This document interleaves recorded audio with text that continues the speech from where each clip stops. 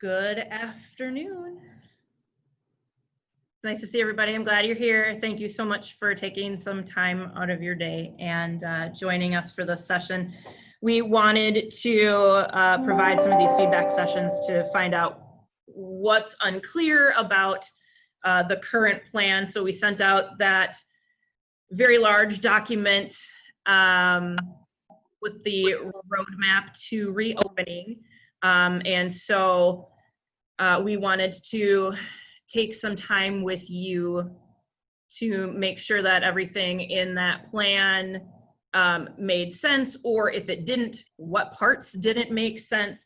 There are some things in there that are a little bit unclear. Some of it is because we're waiting for more guidance, and some of it is because, frankly, we want to hear your ideas and ways that we can, or other ideas and ways that we can implement all of the safety guidelines and things for our students and for our staff. And so there may be some things that aren't fully figured out, and that's where we would love your feedback and ideas. So there are 3 people who are here to kind of facilitate and help this conversation going. So that's me, and then Karen Connor. And she'll also be doing a little bit of talking for with health and screening things and answering some of those questions as well. And then we have John Schwartz, who is our board member representative, and he's going to be taking some notes and just kind of monitoring that conversation and being able to put some of that stuff together so that we can put all of our feedback session information together later on and work through the ideas and the thoughts and concerns that people have over the next several days as we compile that information. So a couple of things. We are recording this session just so that you know. It'll be recorded for clarification and for sharing purposes. You'll be able to share your thoughts and questions through chat. You can also, ask some short questions or give some short thoughts to the group as well. You are all kind of muted to start, and then as we need to have further clarification on a question or more thorough communication on an idea, then we can unmute those. Please make sure that you're asking questions or concerns that are good for kind of the group. Individual questions, you can let us know, or the hotline email address as we have it, so that we can talk through things on an individual level. I just kind of want to start off giving you a little bit of an explanation on the process of the task force. You've gotten some of that information and some communications that have come from Janelle and me over the last couple of weeks. But these task forces were put together earlier this spring. The purpose of them was to really be able to come up with more information on how we are going to best implement the 3 plans that have been mandated by the Department of Education. So our in-person model, our hybrid model, and our distance learning model. And those were the 3 that we were required to put together by the Department of Education. Those are the ones that are in that large roadmap to recovery. or roadmap to reopening, try that again. Although it kind of feels like recovery at some points, I think. Roadmap to reopening. And so a lot of the questions that I think people had in the very beginning were answered by that document. So the things that we want to then talk about are going to be the clarifications. The task forces worked really hard to come up with the answers to as many questions as we thought people would have. Those task forces were made up of members of the administrative team, by teachers from the school, and from community members, parents, who were coming together regularly. Oftentimes they're meeting multiple times a week to talk through other ideas, thoughts, concerns that had come up, how those were going to work within the plans. We had 5 groups who were meeting then over the course of time. So we had a technology task force, and they were looking at the platforms that we can use, technology for students, all of those things, and then they made their recommendations, which then came out that Canvas was the one that everybody seemed to like the most. We had our instructional task force, and that looked at implementing those particular 3 models and what that might look like while we were here, and how we were going to stay true to our classical mission and vision and be able to incorporate all of our curriculum. We have our special services task force, which is then going to be looking at how are we going to be accommodating our students who have the needs of IEPs, 504s, EL, those kinds of things. We had a human resources group who were meeting to talk about things that might be affecting staff members. And then we have our health and safety task force that came up with all of the health and safety protocols. You are one of the first of a new sort of ice that I swam free. And I don't know what that was.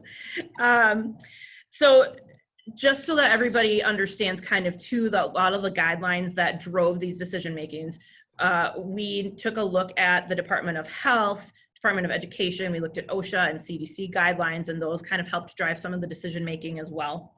And so when we're coming up with our new plans, the ones I think that people ended up having the most questions around were the hybrid learning model and the distance learning model. Hybrid, as is mentioned in the plan, looks at the A week, B week idea, where we're limiting capacity and enforcing the strict physical distancing of our students and staff. And then of course the distance learning model, which will be different depending on which school we're talking about, School of Grammar versus School of Logic and Rhetoric, just by nature of the types of courses, the amount of direct instruction, and those kinds of things. And one of the things that we found with the Department of Education is that they do expect that the amount of time given to direct instruction in the classroom is also given to our students who are distance learning. So that's one of those important things to know, or to be able to understand as you're looking at documents as they're coming up, or as you went through our roadmap plan, to understand why we were doing some of those decisions, or why we came up with some of those decisions.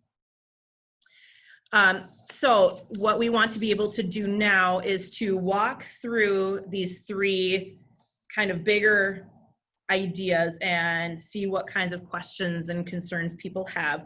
We want to know your greatest concerns about reopening schools. We want to know what we're missing in the plan that needs to be addressed. And we want to know what we can make better. So perhaps where you need more information, or where something needs to be clarified a little bit more. The decisions that we made also came from the survey that was filled out, and I understand that things have changed over the course of weeks. We needed to make decisions based on the information that we had so that we could plan and start to move forward. But your feedback has been really, really valuable through all this, which is why we wanted to have these feedback meetings now before everything is completely and totally finalized. Our hope is that in going through that roadmap, you were able to see some of your hopes for the school year, some of your concerns about the school year being addressed in that document. And as we kind of go through that roadmap, keeping in mind that as we're processing through this in our feedback session, we have a lot of people on this video and a lot of people that we would want to be able to have their thoughts and ideas brought forth. So just kind of pay attention to your participation and make sure that we're allowing everybody the opportunity to share and participate.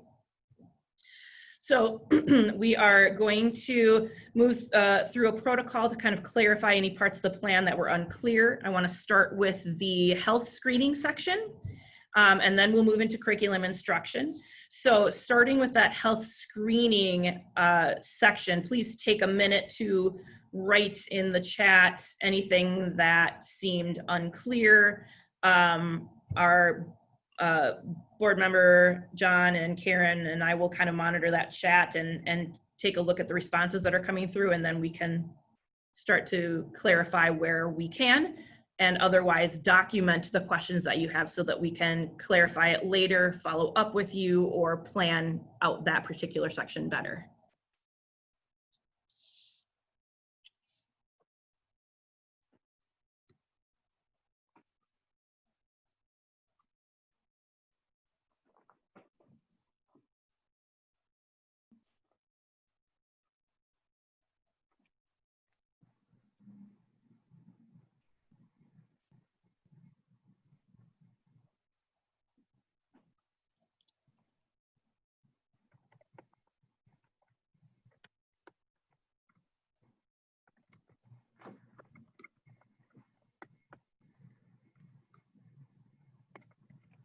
Okay, see Katie asked the question, what is the process for screening students and staff entering the building? Will there be temperature checks? If you look at that roadmap to opening, one of the first pieces in the operations portion of it covers screening. And so one of the questions we'll be asking first and foremost is there been any contact with somebody who has COVID symptoms or who's been diagnosed with COVID? And then it also lists all of the questions that we're asking for that health screening. Temperature is actually a secondary symptom, and it often does not come until a number of days after other symptoms are present. So Paula has worked very closely with Minnesota Department of Health and with the School Nurses Association to develop exactly our screening process. And this is the recommendation. We're looking very closely at symptoms first, because that's the first telling sign that there could be a positive COVID case. So there's two standalone symptoms that are very important, a new cough and shortness of breath. The rest of the symptoms, you need a combination of two in order to move to the next level of inquiry. So right now we don't have plans to have temperature check as part of screening for everybody coming in. If somebody has one of those symptoms, we most likely would check for temperature as well. We have purchased many more infrared thermometers so that we have the ability to have one on each of the school buses. We'll be able to have multiples at the entrances of the buildings, but this health screening is going to be really important. In order to kind of facilitate this health screening and to make it quicker, so we aren't getting backups coming into the building, Paula and I worked with Silent Dismissal to develop a health screening app that will be part of Silent Dismissal. And so we were really fortunate that we had that relationship, that we could be kind of on that development team, so we could get a lot of the things that we wanted specifically in that app. And one of the things that we'll do is if a family or a student fails to complete it, or a staff member fails to complete it, there's a text that's pushed out at 7 o'clock saying, hey, reminder, you need to complete your health screening prior to coming to school. And then all that data is collected. So Paula will get data about anybody who's symptomatic that she might need to follow up with, in addition to anybody who hasn't completed it, so she can follow up with them too if they are in the building. Parents will also have the ability to use that as their attendance reporting tool, so that they don't have to go to two places. They don't have to complete that screening and then also report attendance to the attendance line as well. Let's see, I'm just looking at this chat here to see. Aaron said you can look on page 7 for the questions and symptoms. Question, if somebody were to fall ill and needed an extended length of time to recover, how would this be handled? Those specific questions, there is a section for HR in here, but if you have questions that are specific to that, there's a process that's set up, and Carrie can answer those questions specifically for you. see if there are, let's see. Oh, I saw it. You asked the question again. Are there any other questions about that screening?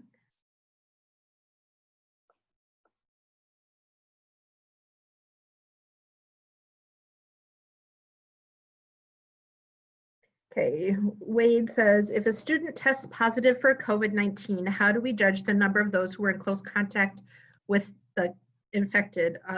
He sees a Kevin Bacon scenario happening. So humor with COVID is always good. Thanks, Wade. Paula actually works with the Minnesota Department of Health to determine, I'm sure you've heard a lot about contact tracers in the news lately, and she works very closely with the Department of Health. If there's a positive case, they help do the contact tracing, so they know the right questions to ask. And so it's important to note that we don't reveal who was positive, so we don't want anybody to feel like they can't come forward and let us know that they had a positive case. You won't be identified, but the contact tracing will happen in coordination with Minnesota Department of Health. And then the next steps will be decided on in coordination with Minnesota Department of Health.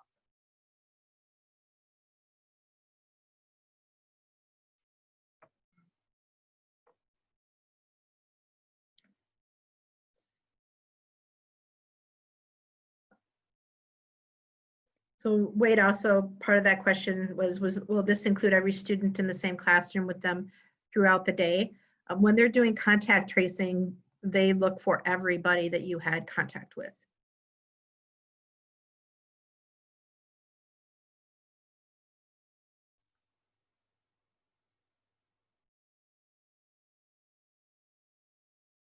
Any other questions about health screening?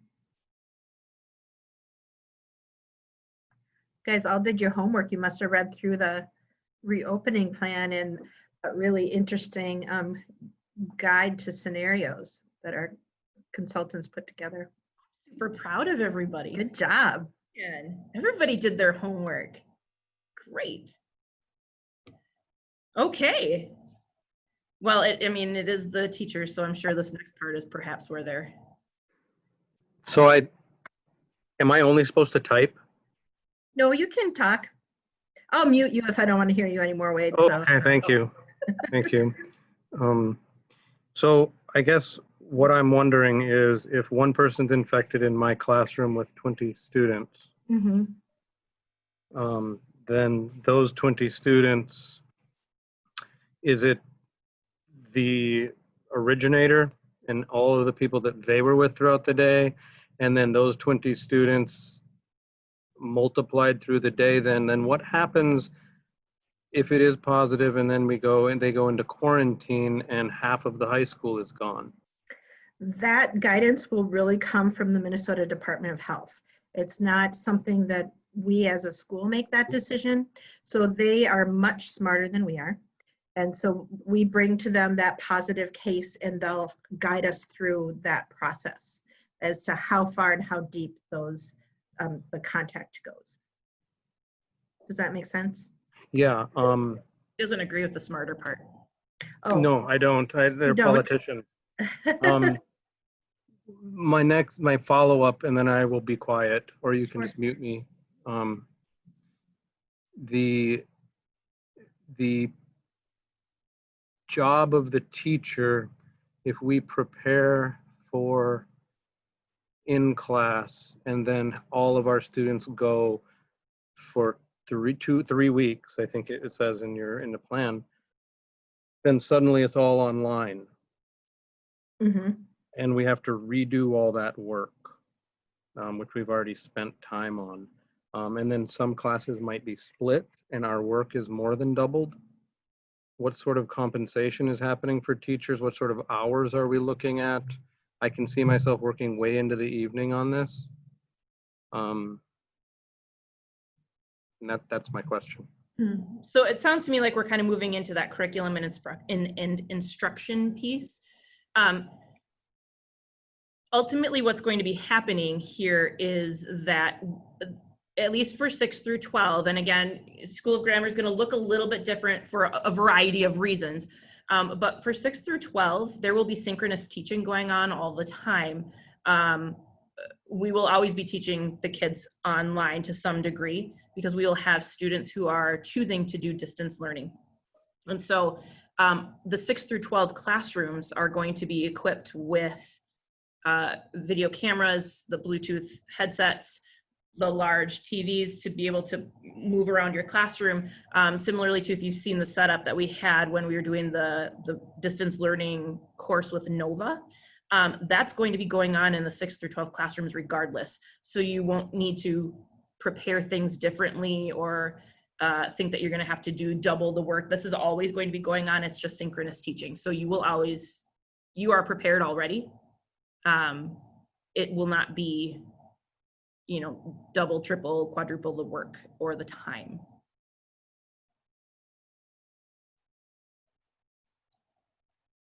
The question is, will we then be providing one-to-one tech for students? This was a big issue for our families last year. Yes. The technology task force wants it to be one-to-one.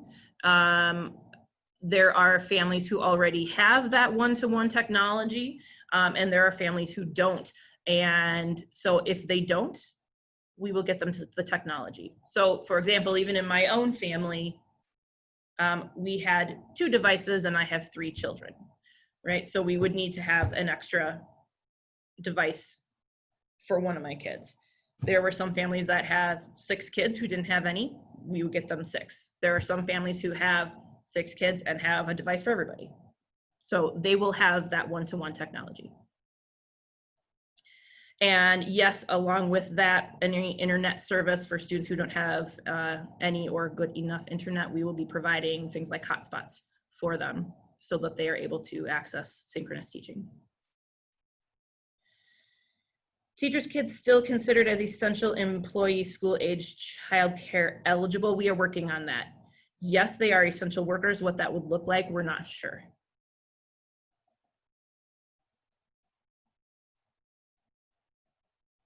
In addition to Jackie's question, what will teachers be expected to do when students cannot attend a synchronous session? I mean, really, it would, I'm assuming actually, and this is a good question to kind of think about a little bit more, but the expectation is that it is synchronous. The expectation is just like you would be coming to school, that is how you're accessing that particular education. However, if it were something like they were ill, you would provide that makeup work for them.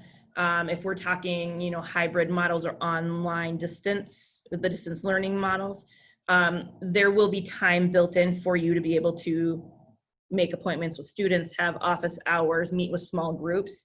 That's all part of kind of operationalizing this plan. So once we have the final information from Governor Walz tomorrow, at that point, we'll be able to see all the things that he is expecting, any additional things we need to implement, anything that might need to change, and we can then work to start operationalizing those plans and getting details ready so that we can present you with a final plan.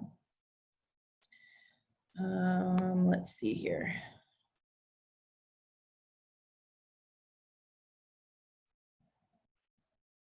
Live streaming classes. We are going to be using Canvas.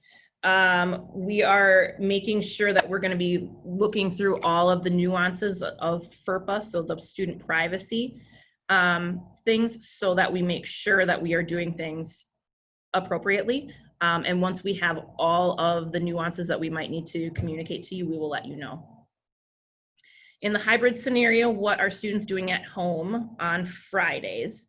Again, that will probably vary a little bit depending on which school you are a part of. School of Grammar will look a little bit different from the 6 through 12 model. We are still working really hard to figure out exactly what we want that School of Grammar model to look like, because it's kind of a different beast, right? With all of the just basic foundational information that they still need to learn, all of those kinds of things. It's really harder for them to do things on their own. And so we want to make sure that we're doing everything appropriately for those particular age levels. For 6 through 12, it will look a little bit different, where They will have some open office hour time. That will be time for them to check in with students who have missed work, to check in with smaller groups of students if they know that they're struggling. There will be some parameters placed on what that looks like, but Fridays would be the days where students are at home, and staff may do that as well.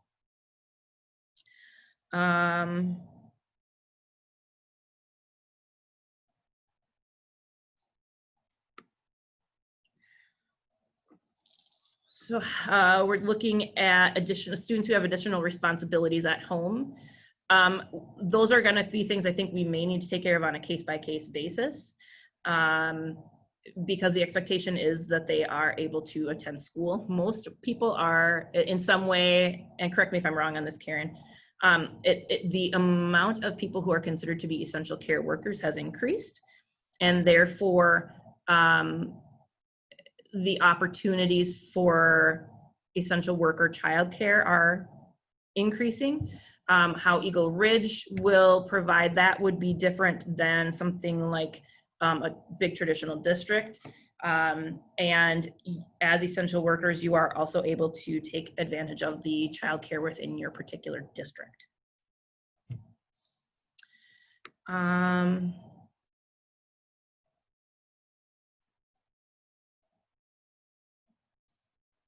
The question is, I can talk about 6 through 12. Can I speak to what it will look like for K-5 teachers? I can't as much because we are still working on it. I don't want to misspeak on that. And so that's going to be something that we will have to work on a little bit more and get more information out to you. Modification to teacher duties is ERA making for teachers who have family members who are high risk. That would be a specific HR question that you would want to direct to Carrie.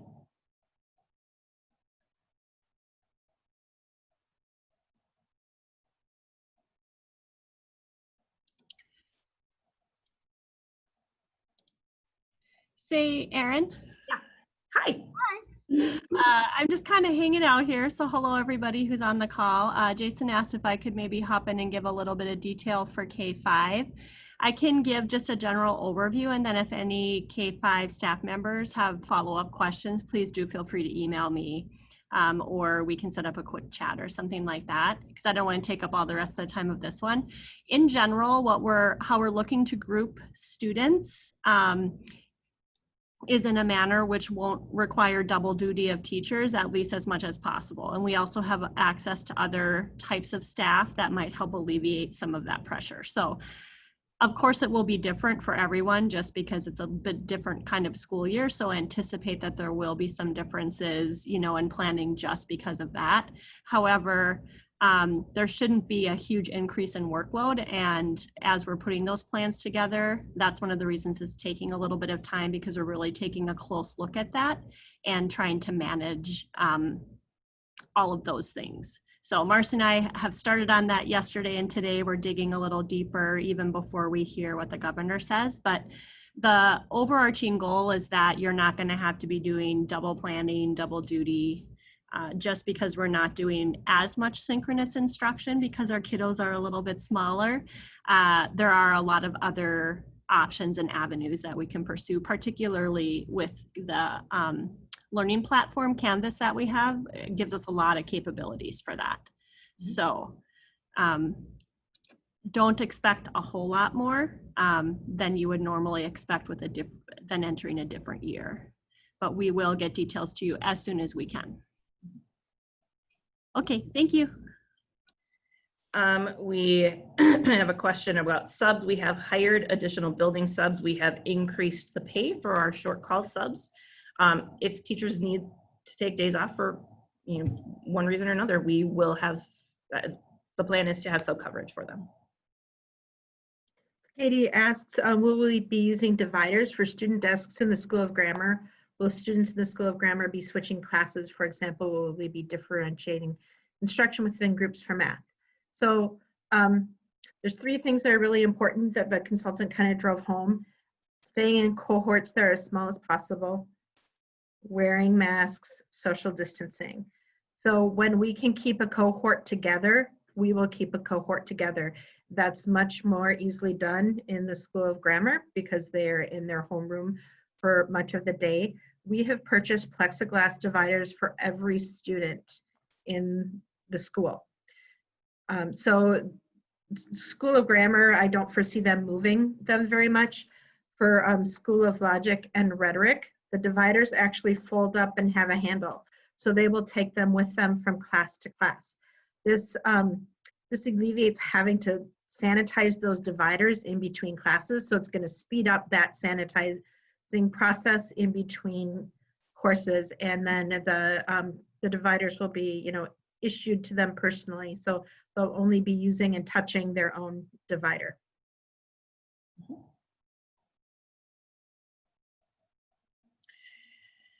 When will you be receiving training on Canvas? Soon.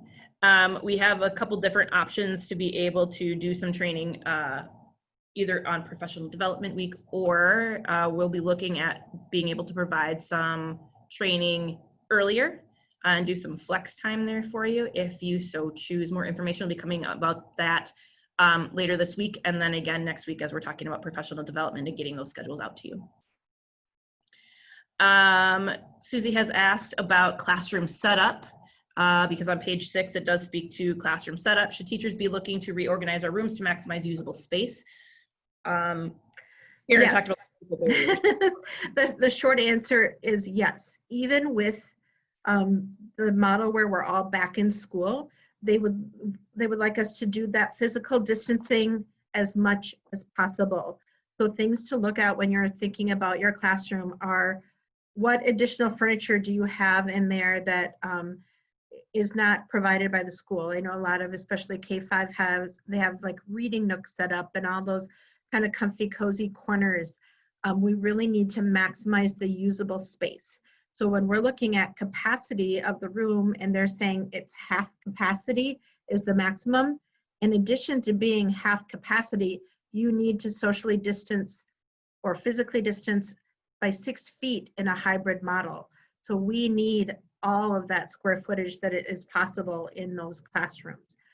Anything that's a soft good, like, you know, an upholstered couch or an upholstered chair, that would be a commonly used space object, really needs to be removed from the classroom. So no cushions on the floor, those kinds of things.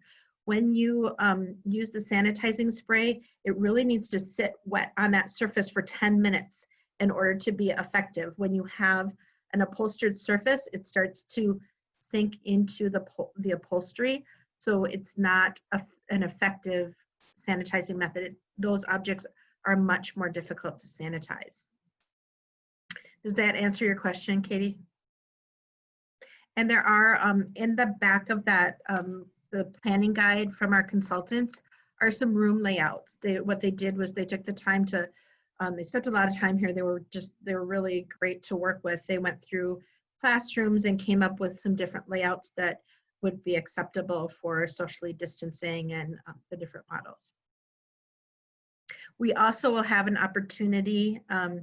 They're going to be doing some training for us, and we've asked them to stay a few extra hours after the training. So if you have specific questions about your classroom during after that training, you'll be able to ask. So if you have a concern and you feel like you can't get the spacing right, they'll be available to assist with that. Karen, some more of these I think are you. We will work with EL and intervention students on a separate, it's something that we're going to be working with on our special services task force and making sure that we're doing those things the right way. They will still be doing some pull-out services, yes. Yeah, if students are in their own plexiglass bubble, will they be required to wear masks all day? Yes. They still need to wear masks per the governor's order. And then one thing that the consultants really suggested doing is to schedule mask breaks, because I know I don't like to wear a mask for, you know, more than a few hours. And they said schedule them for outside so kids can take them off. They can be separated, you know, by more than 6 feet. They can get some fresh air, and just take a break from wearing those masks. But they still will be required when you're in the building, and they will also be required to and from the cars and from the bus, because it's going to be really difficult to keep them socially distanced and mixing during that drop-off and pickup time. Nikki says, will kindergarten be getting extra desks or tables to help with distancing? We'll provide you with what you need to make sure that you can distance within your classroom. Can we store furniture at school for the year, like a kidney table? This is, if it is school-owned property, you can store it here. We don't have the storage space to store everybody's personal items that they have in their classroom. So that's kind of the rule of thumb. If you need to move your kidney table out of your classroom or school-owned furniture to make some space, we would happily store it for you. If it's items that you have, like if you have a couch or a upholstered chair in your classroom, we ask that you take it home. Mm-hmm. 6 through 12 students will still be moving to different classrooms each period. That is one of the reasons that we have masks. Whether or not we decide to kind of alter a little bit of the passing time to alleviate the amount of students out at one particular time, that is an option. With the 6 through 12 schedules and how different kids' schedules are because of the needs of their classes, we cannot do a cohort model like we can with the School of Grammar, where you keep the same 23 kids. Because we have too many kids who go from one math level to a different music class, then to a different history class. It's going to be too hard to maintain one particular cohort of students. They don't all take the same classes. But in terms of being able to move them through the hall with less exposure, those are some of the things that we are going to be working on to make sure that we have enough room for them to distance in the hallway.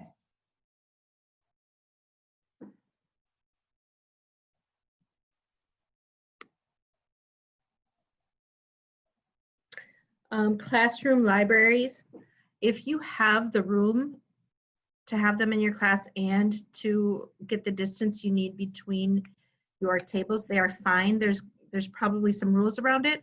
So you might have to alternate like a section of books that are used on Monday, and then those books aren't touched again for 3 more days.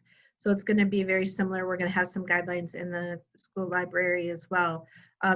Because it's really difficult to sanitize books, nobody wants to put a wet sanitizer on their classroom library books. So you need to let those items sit for a number of days to make sure that they no longer could transfer the virus.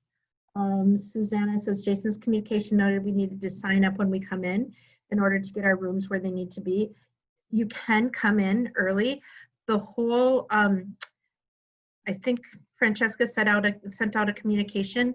We have maps that are available at door 2. We ask that you come through door 2, you complete your information on that map, and you mark on that map where you were in the building. This is helping our maintenance crew sanitize the building overnight. It's just cutting down on the time, because we don't want to sanitize. If nobody's been in one part of the building, we don't need to sanitize it.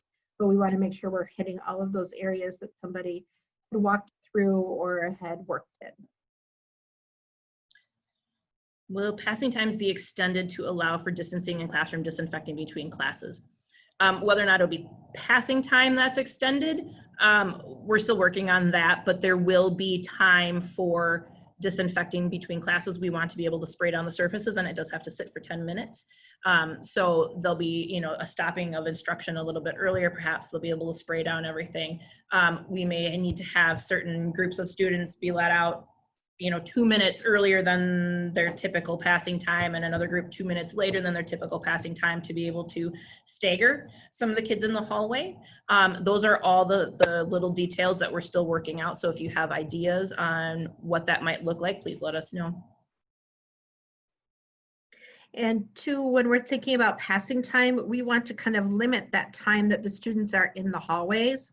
So they really should be going from one class to another, or quickly to their locker into their next classroom.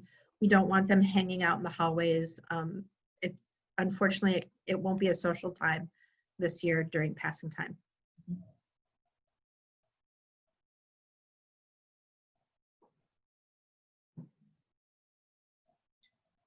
will teachers have help enforcing that?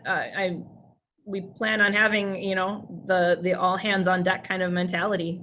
As many people as possible will be out in the halls. Wade asks, are we reducing classroom size to ensure social distancing? With the hybrid model, you will have an AB cohort and your class size will be reduced. When we are all, if it's all in-person learning, social distancing is recommended and you try to get as close as possible to that, that physical distance or social distance of 6 feet apart. Attendance days are not reduced. It's just the group of students who would be online would change from week to week.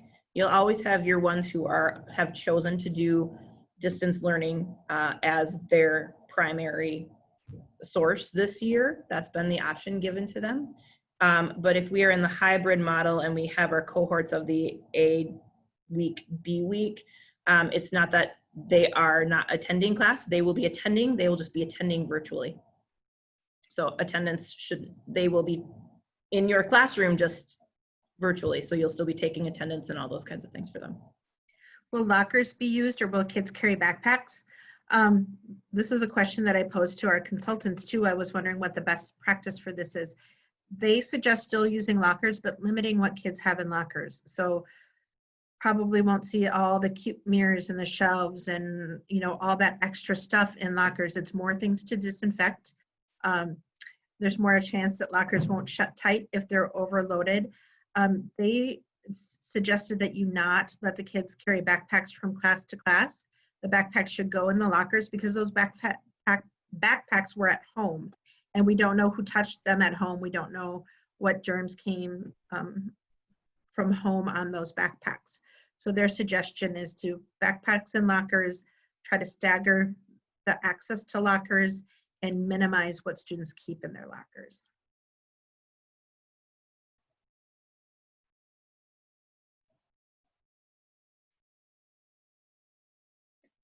Jessica, did that answer your physical distancing part, the staggering and the? Yeah.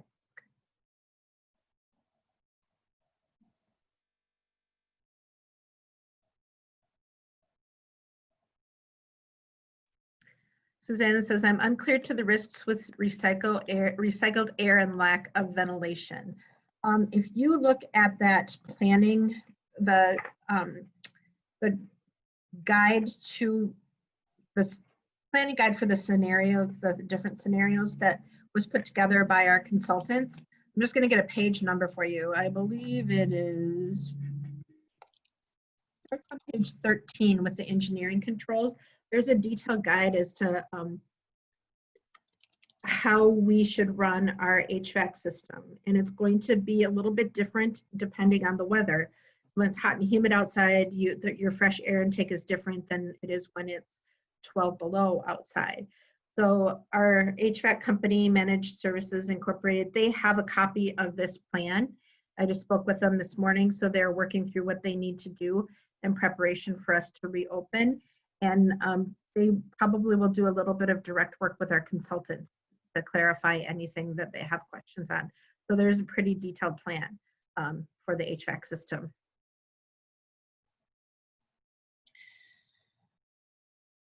The question is, what will specialists look like for the school grammar? Actually, Janelle did just respond to that. But what really it is, it's to be determined. Marcy and Janelle are working on models now. They'll be touching base with specialists. Team leads have been notified, you know, so they may have some ideas or details to share. That's a challenging one that we're working on. Amanda asks, will students or staff that have a medical reason that doesn't allow them to wear masks have an option other than not physically being in the building?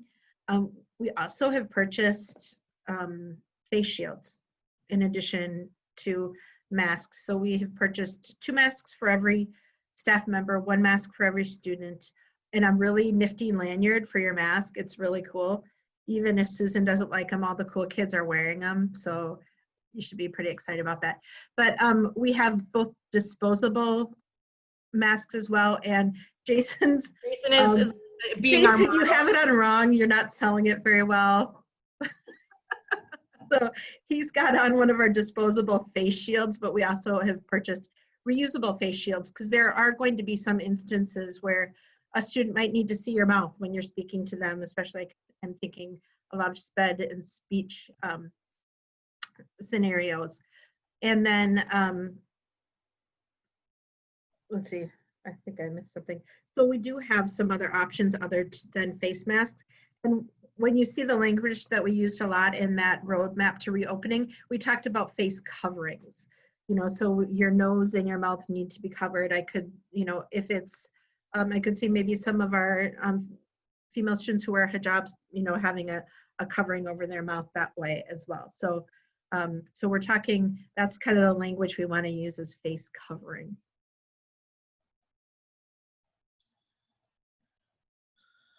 Let's see, I think I missed a question here.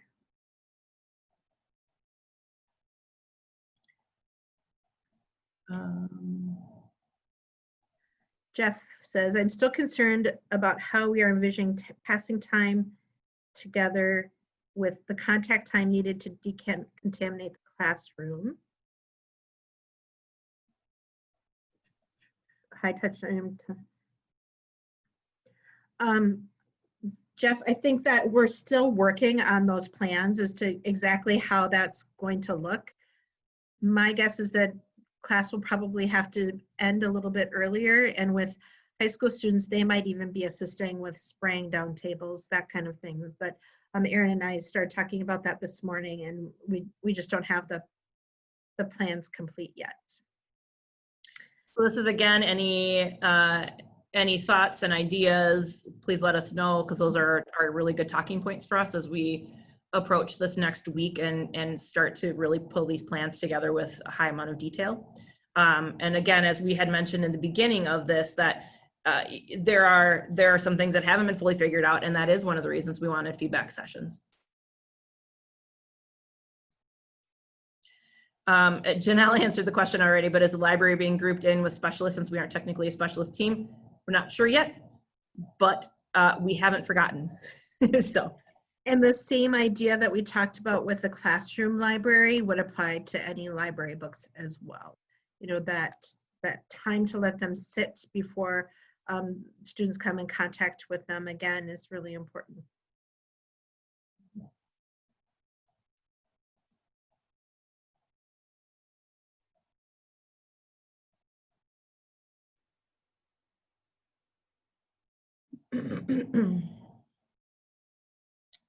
What adjustments have been made to what adjustments to the curriculum have been made to allow for time to disinfect, wash hands, transition, and mask breaks?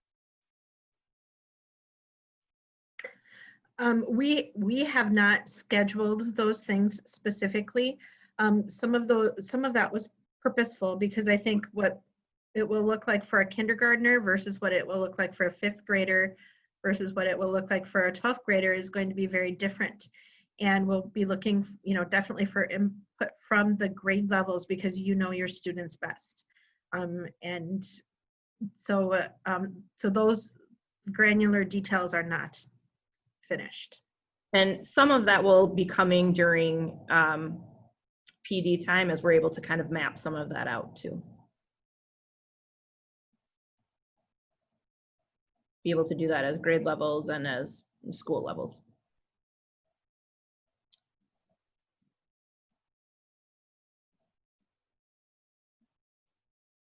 We looked at how much instruction time will be left in the day after meeting all of the health and safety precautions. We've been looking at the amount of instructional time that we're expecting, you know, in terms of how much we're going to be doing in the classroom, how much that would relay then to the distance learning platforms. And we're going to be needing to sit down as grade levels, teams, and individual schools, and that's going to be part of that mapping during PD to make sure that we are able to fit in all of that and then figure out what that might do to our curriculum. Are there things that we need to condense? Are there creative ways that we can put or do more of an interdisciplinary approach so that we can cover the same things, but perhaps in a condensed amount of time? So those are all ideas that we're still hashing out a little bit. But we do know we have to meet all those safety and health precautions. Jessica had a question about PD. One thing that we are going to offer is we will be offering a session of the health and safety procedures concerning COVID prior to workshop week that will be available. I believe it's the 11th. And so there will be a session that you should be receiving. Erin, is it going out in this week? Yeah, we're gonna get that communication from you, and Okay. we'll put it in our Thursday Thoughts, Friday Focus Yeah, stuff. so you'll have a little, we anticipated that some people would have questions prior to workshop week, especially concerning that because it's all new information. So we Yep. did schedule that a little bit earlier. And there is, I did mention the opportunity to do some training with Canvas earlier as well. Let's see. Question about lunch.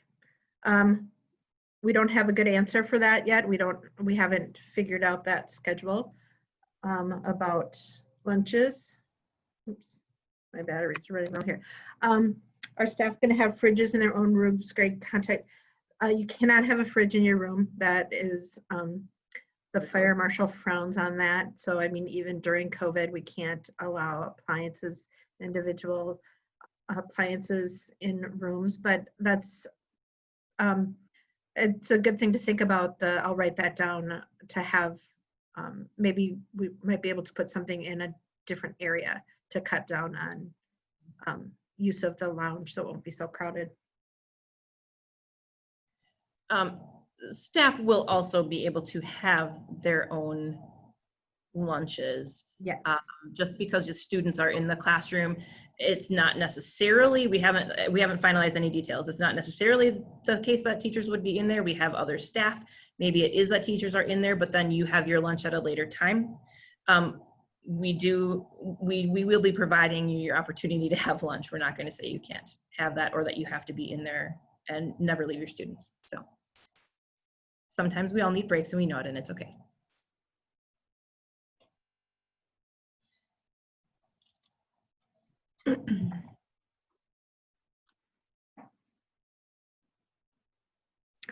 Wade asks, how do we plan to revise what we do once we see what is really happening? Do we have approved days to flex in case there's a major change? I can tell you from the health and safety standpoint, we have kind of a debriefing that will happen with the consultants once we're a couple weeks into the school year to see what's working and what they might be able to help us tweak to either just disregard or change or do better. So from that perspective, that's what I have built in. The other idea is that part of the reason the Department of Education told us that we needed to come up with these 3 plans is that in case we do need to pivot immediately, we have plans in place to go from one plan to the other immediately. So in theory, we should be able to go from hybrid immediately into a distance learning model without having major hiccups, because we will already have a lot of that in place, and you are already going to be distance learning with students already. So it's just going to be the fact that you're switching to all of your students being on distance learning rather than just some.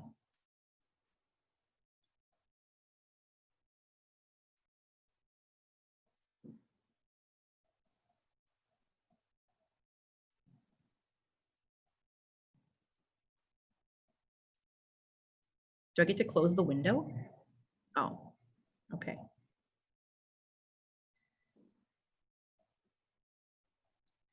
What decides if in-person learning cannot occur? Is this an ERA decision or a state decision, et cetera?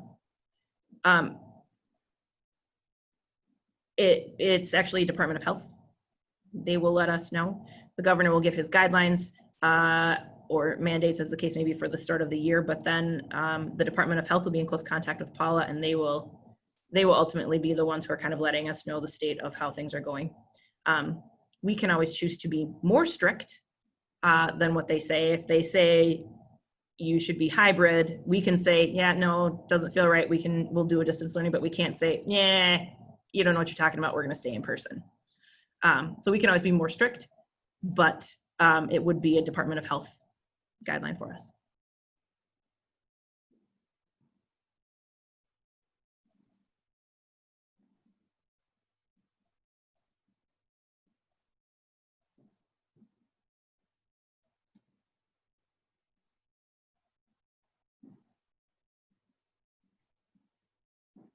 Last call for questions.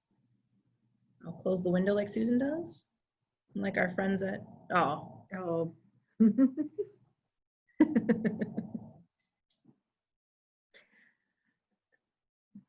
want to take that one?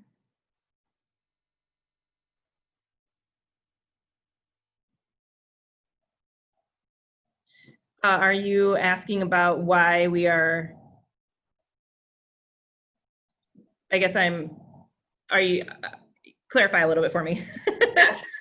So in the in-person and hybrid models, and I think this was in the roadmap, it said that we would cap distance learners at 40% for those families who have medical reasons or just don't feel safe coming back to school. Just said that it was limited to 40% of the student body as we're staffed now. So I guess maybe that answers the why, but like what if 60% of our students say, yeah, I'm not coming back? So then do we adjust staff, or do we say, sorry, you have to be in person? Like, do you know what I mean? Does that help, Erin? A little bit. Okay. I guess I don't know the answer to that right now. Some of it is staffing, and figuring out how that would work.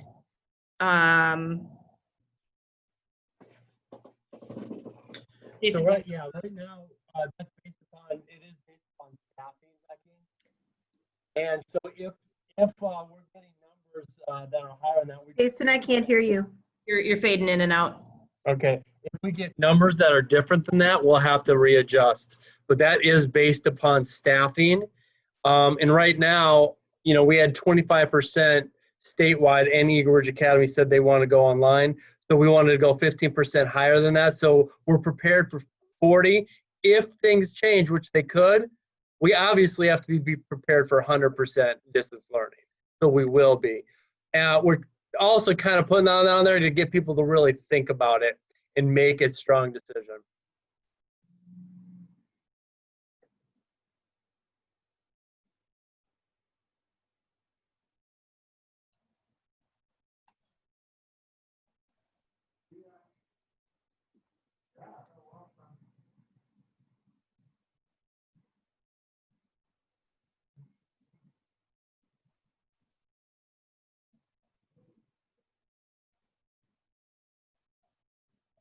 Anything else?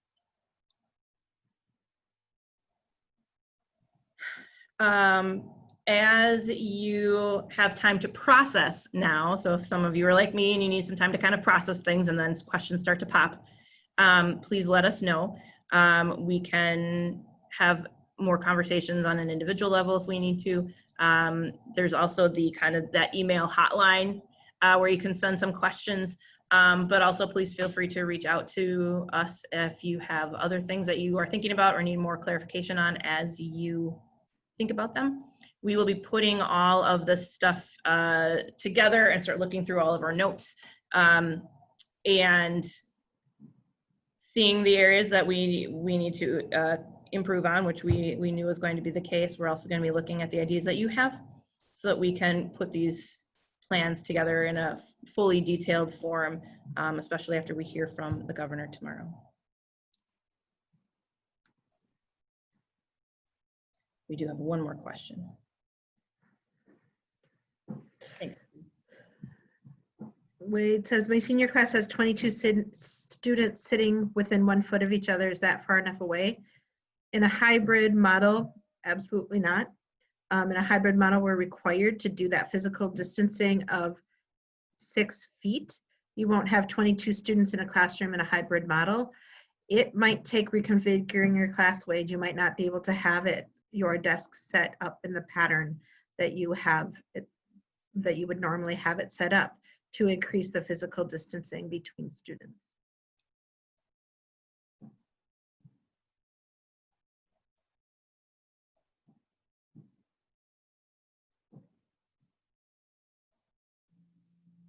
Any other questions? Windows closing. Okay, All right, we're done. thank you, everybody. Thank you, everybody. And thank you to all the teachers who are on the task force. We really appreciate all your work. Yep. We look forward to seeing you in any way we can.